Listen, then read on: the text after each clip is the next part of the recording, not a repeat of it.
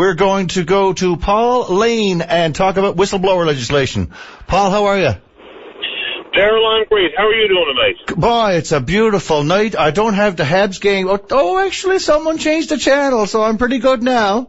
Oh, there you go. It looks like the news. It looks like there was a news feed, CTV News, but it looks like I got a little bit of the game action, so it's all good now, Paul.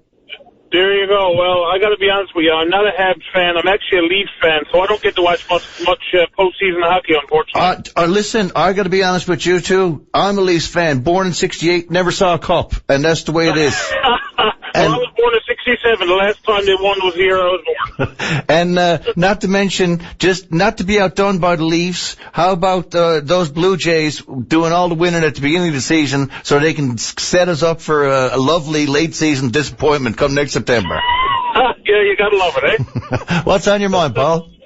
Daryl, I just wanted to just talk briefly about the whistleblower legislation. Yes. That was passed in the House Assembly. And first of all, I just want to say, for the record, as I did in the House Assembly several times, that I'm certainly in favor of the concept of whistleblower legislation, and I certainly did vote in favor of the said legislation. However, like my colleagues, certainly in the official opposition, before doing so, we spoke to it at great length, and we brought forward a number of amendments and a number of concerns. Unfortunately, there was very little change. They made one minor amendment, but certainly the major amendments that we had brought forward were not accepted. And, we didn't want to vote against the legislation because, in principle, we certainly support that legislation, and it's long overdue, and it's certainly something that the official opposition has been calling for the last number of years. But I wanted to speak to one particular part of that legislation that I had the biggest concern with. Although there were a number, I want to talk about the biggest one. Sure. Okay. So, Daryl, basically, what's going to happen with this legislation is that now that it's passed, once it comes into force, which I believe is July 1st is the date that's been attached to it.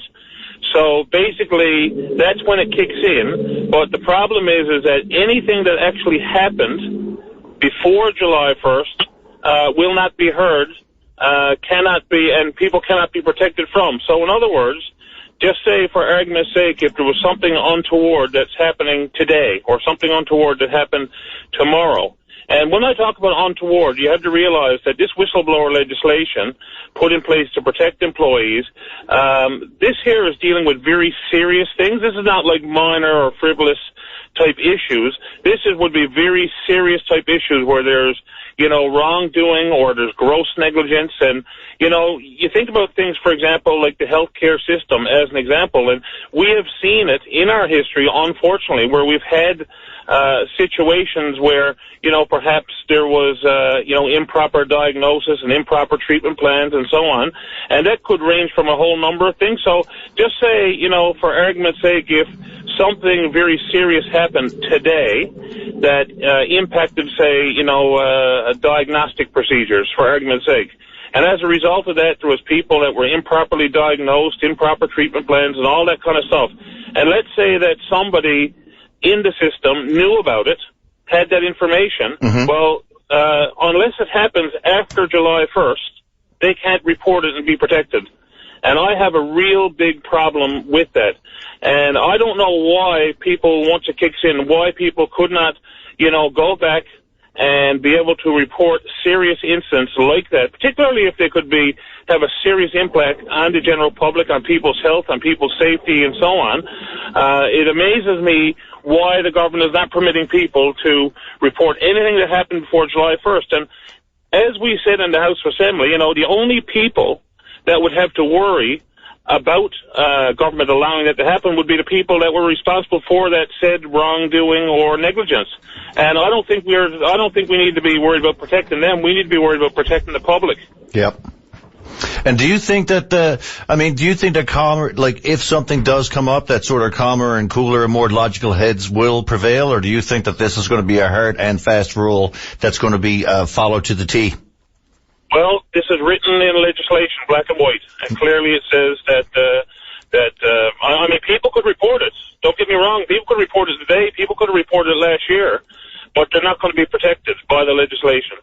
So in essence, you know, it's going to be on a go-forward basis come July 1st. And while I understand, you know, the argument they make, you know, like lots of legislation, you can't really go back retroactively and so on. And but I mean, when we're talking about the fact that this could be a very serious issue, and again, I'm going to use the healthcare system. It could be other things. It could be the justice system. It could be the education system. It could be, you know, could be any, you know, number of things involving a number of, could be something with NALCOR or whatever the case might be.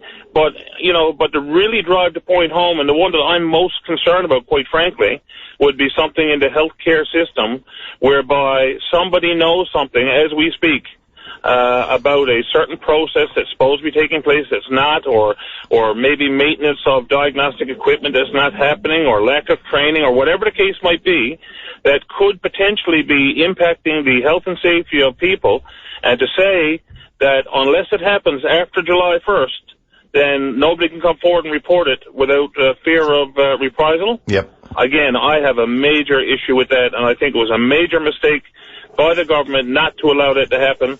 And I just wanted to get that out there so people understand. Well, listen, I'm glad you got a chance to come on this program tonight and tell us about it, Paul. And you call us anytime on a Thursday evening or with Mr. Richler on a Monday, Tuesday, Wednesday. And love to have you on the program. Thank you, Daryl. It's always a pleasure talking to you. You have a good evening. Take care. Bye-bye. Okay, bye now. Okay, that was Paul Lane there.